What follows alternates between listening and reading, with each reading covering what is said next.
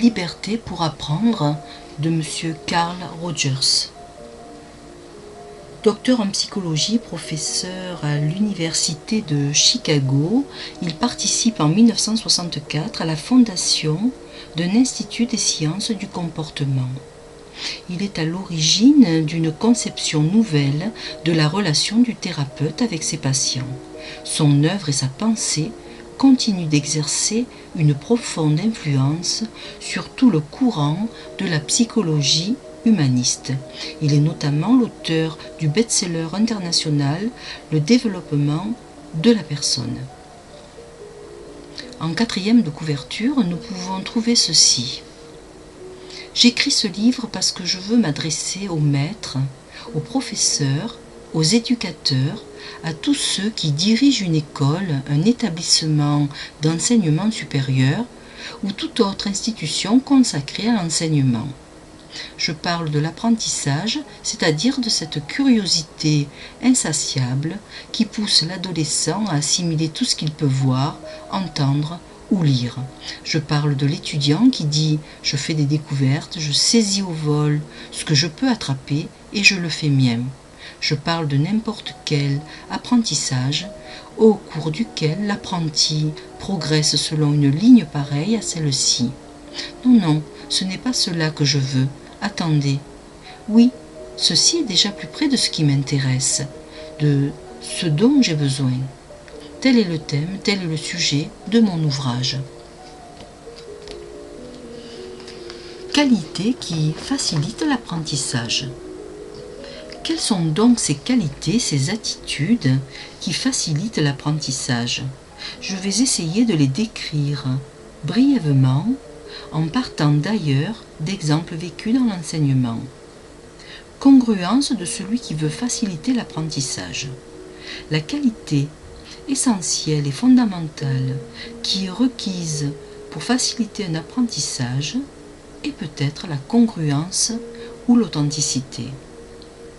Lorsque le facilitateur se trouve être une personne vraie qui est authentiquement elle-même et qui entre en relation sans masque ni façade avec celui qui apprend, il y a beaucoup de chances que son action soit efficace. Cela implique que les sentiments qui s'agitent en lui peuvent remonter à la surface de sa conscience et qu'il est capable de vivre ses sentiments, d'être ses sentiments et aussi qu'il est à même d'en faire part s'il y a lieu. Cela signifie qu'il rencontre personnellement l'élève sur la base d'une relation directe de personne à personne. Cela signifie qu'il est lui-même qui ne se renie pas. Dans cette conception, on suggère que le professeur puisse être une personne réelle en relation réelle avec ses élèves. Il aura le droit et la possibilité d'être enthousiaste ou ennuyé, d'être intéressé par ses élèves, d'être fâché, de manifester sa compréhension et sa sympathie. Et du fait qu'il accepte ses sentiments comme étant les siens, il n'éprouve pas le besoin de les imposer à ses élèves. Il peut aimer ou ne pas aimer tel travail d'élève sans impliquer que ce travail est objectivement bon ou mauvais ou que l'élève est lui-même bon ou mauvais. Il exprime simplement le sentiment qu'il éprouve devant tel travail, c'est-à-dire un sentiment qui lui est personnel. Ainsi, le professeur est pour ses élèves une personne et non l'incarnation impersonnelle des exigences du programme, ni le tube stérile à travers lequel la science est transmise de génération en génération. Il est de toute évidence que cet ensemble d'attitudes qui s'est révélé efficace en psychothérapie se trouve en opposition avec la tendance de la plupart des enseignants à se montrer à leurs élèves seulement dans leur rôle d'enseignant. Il est tout à fait habituel pour des enseignants de porter, et le plus souvent consciemment, le masque du professeur, d'en jouer le rôle, de s'abriter derrière cette façade, bref, de jouer toute la journée à être professeur pour ne tomber le masque que le soir après avoir quitté l'école. Mais tous les professeurs n'en sont pas là, comme par exemple Madame Sylvia Ashton-Warner, qui s'est occupée d'enfants difficiles qu'on disait lents à apprendre dans une école primaire chez les Maoris en Nouvelle-Zélande. Chaque enfant pouvait demander quotidiennement un mot à son choix. Elle l'imprimait sur un carton qu'elle remettait à l'enfant. C'était par exemple baiser, fantôme, bombe, tigre, bataille, amour, papa. Peu après, les enfants se mirent à construire des phrases qu'ils pouvaient également conserver. Évidemment, ils n'oubliaient jamais ces leçons dont ils étaient eux-mêmes les auteurs.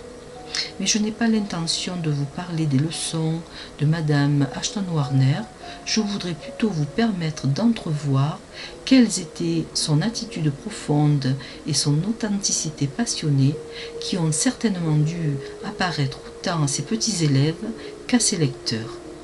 À un éditeur qui lui posait des questions, elle répondit un jour « Vous me demandez de vous rapporter quelques faits froidement objectifs. Je ne crois pas qu'il existe pour moi des faits froidement objectifs ou quoi que ce soit de froid dans ce domaine.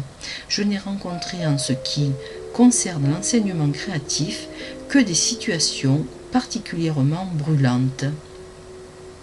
Ici, nous ne nous heurtons pas à une façade stérile, nous rencontrons une personne vivante qui a des convictions personnelles, qui éprouve des sentiments. Je suis bien convaincu que cette congruence visible, transparente, a été l'un des facteurs qui ont fait de cette femme une passionnante facilitatrice d'apprentissage. Elle ne s'est pas contentée d'entrer dans un cadre tout fait. Elle est, et les élèves grandissent quand ils sont en contact avec quelqu'un qui profondément et ouvertement est.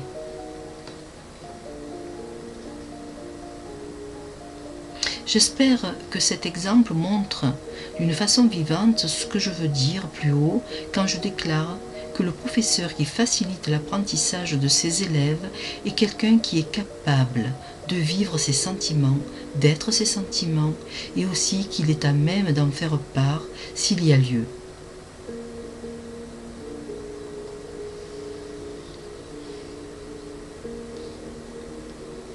Voici quelques réactions des élèves. Votre sens de l'humour en classe était encourageant. Nous nous sentions détendus à vous voir, vous montrer à nous comme un être humain et non comme l'image figée d'un professeur. J'ai l'impression de mieux comprendre maintenant mes professeurs et d'avoir davantage confiance en eux. Je me suis aussi senti plus proche des autres étudiants.